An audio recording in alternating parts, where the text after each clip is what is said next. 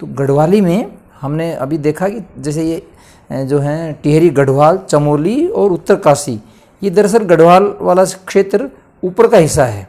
देहरादून के मैदानी भाग तक तो खड़ी बोली। हम बात कर रहे थे गढ़वाली और कुमायूनी की। तो गढ़वाली में दरअसल उत्तराखंड का जो उत्तर का हिस्सा है, ऊपर का जो हिस्सा है, देखिए आप नक्शे में, ये गढ़वाली में आता है। और इसमें जो स्थान है वो देखिए टिहरी गढ़वाल है, चमोली है, उत्तरकाशी है, केदारनाथ है। तो आप देखिए उत्तरकाशी ये रहा, केदारनाथ ये रहा, और फिर बद्रीनाथ तक आप मान सकते हैं। फिर उसके बाद फिर आपका बस्तियां नहीं मिलेंगी, तो वहाँ भाषा का या बोले का कोई, टिहरी ये रहा। तो टिहरी, गढ़वाल, केदारनाथ और उत्तरकाशी। फिर उसके बाद ये यमुनोत्री, गंगोत्री, ये फिर अलग हिस्सा है। यहाँ पर तो सामान्य जनता नहीं रह पाती इतनी। तो ये हिस्सा जो है आपका देहरादून से ऊपर का, ये चमोली रहा आपका, देखिए ध्यान से। तो चमोली और देहरादून का ऊपर का पहाड़ी हिस्सा उत्तरकाशी और फिर केदारनाथ, बद्रीनाथ तक ले सकते हैं आप इसको।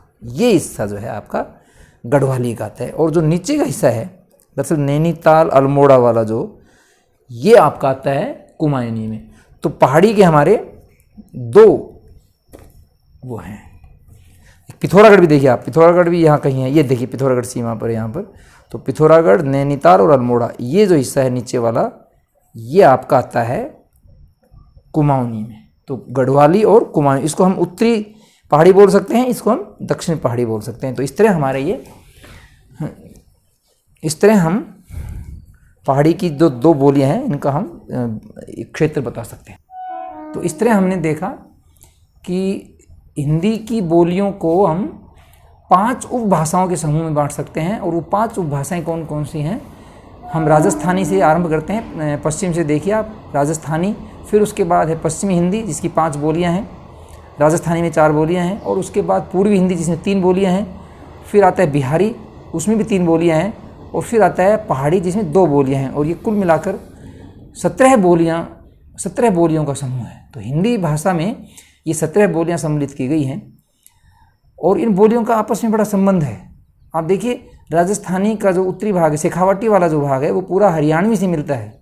हरियाणवी और शेखावटी में आप उतना अंतर नहीं कर पाएंगे, एक दूसरे पर बड़ा प्रभाव है। इसी प्रकार हरियाणवी और खड़ी बोली में बड़ा संबंध है।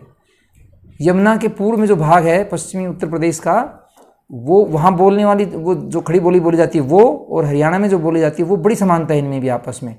तो खड़ी बोली और हरियाणवी का बड़ा संबंध है। हरियाणवी और राजस्थानी की एक जो भाग है शेखावटी, उसका बड़ा संबंध है शेखावटी का। इसके साथ ब्रज एक अलग सांस्कृतिक इकाई है। ब्रज का कन्नौजी का बड़ा संबंध है। कई बार तो कन्नौजी और ब्रज में हमें अंतर ही महसूस नहीं होता। हाँ, बघेली ना, बुंदेली थोड़ा अलग है, बुंदेलखंड एक अलग कल्चरल इकाई था, वो थोड़ी अलग है, लेकिन ब्रज का प्रभाव उस पर भी है। इसी प्रकार अवधी में आप देखिए, अवधी और भोजपुरी का बड़ा, खासकर जो पूर्वी उत्तर प्रदेश के जो भाग हैं, वो भोजपुरी और अवधी में वहाँ कोई अंतर, मैंने जैसे बताया ना, कुछ इलाके ऐसे हैं जहाँ अवधी का भी क्षेत्र है और भोजपुरी का भी, तो आपस में वो मिले जुले हैं। और इसी प्रकार आप देखिए छत्तीसगढ़ भी कहीं ना कहीं आपकी बघेली से मिलती जुलती है। तो बघेली और छत्तीसगढ़ी और अवधी भी थोड़ी सी, क्योंकि सीमा पर है उत्तर प्रदेश और मध्य प्रदेश उस पर। और फिर आप देखिए मगही, तो मगही बिल्कुल भोजपुरी का जो पूर्वी भाग है वो और मगही एक समान है, अंतर महसूस नहीं होगा आपको। फिर मैथिली बिल्कुल अलग है ना। तो मैथिली में तो आप जैसे बताया कि विद्यापति आदि कवि हुए हैं, तो वो एक साहित्य की भाषा भी रही है, तो वो अलग है। अच्छा, दूसरी बात ये है कि सभी बोलियों में से राजस्थानी में साहित्य मिलता है, ब्रज में साहित्य मिलता है, अवधी में साहित्य मिलता है और मैथिली में साहित्य मिलता है। बाकी इन सब बोलियों में आपको केवल लोक संस्कृति, जैसे आपके लोकगीत हैं, लोक संगीत है आपका, लोक नाट्य के रूपों में आपको इनकी वो प्रयोग मिलेंगे। तो वो मौखिक रूप में है, लिखित रूप में नहीं है। तो ये एक बड़ा वो है। कुछ बोलियों में ही जो है साहित्य रचा गया, जिनको भाषा का दर्जा भी मिला।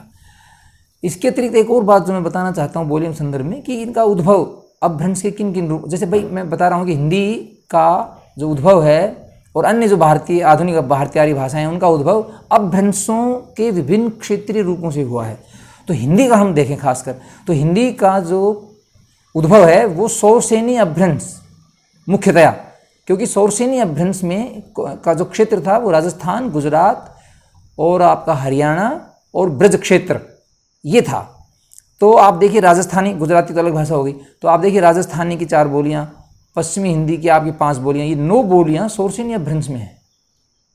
तो ज़्यादातर बोलियाँ हमारी सौरसेनी अपभ्रंश से ही उद्भूत हुई हैं। उसके बाद जो अवधी है, अवधी, बघेली और छत्तीसगढ़ी, ये अर्धमागधी अपभ्रंश से उद्भूत हुई है। ये अर्धमागधी अपभ्रंश था यहाँ पर।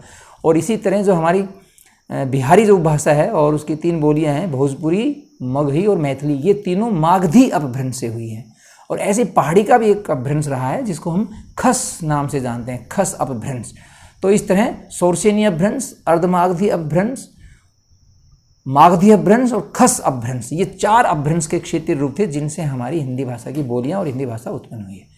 तो ये हमारा पूरा वो है। इसके अलावा आप देखिए महाराष्ट्रीय अपभ्रंश से मराठी हुई है, पंजाबी का एक अपना अलग अपभ्रंश रहा है, उधर असमिया, उड़िया, ये सब अलग अलग उसमें रहे हैं। तो ये हमारा हिंदी भाषा और उसकी बोलियों का एक सामान्य परिचय था। आगे हम किसी अन्य टॉपिक के साथ आपसे पुनः वार्ता करेंगे। तब तक के लिए धन्यवाद।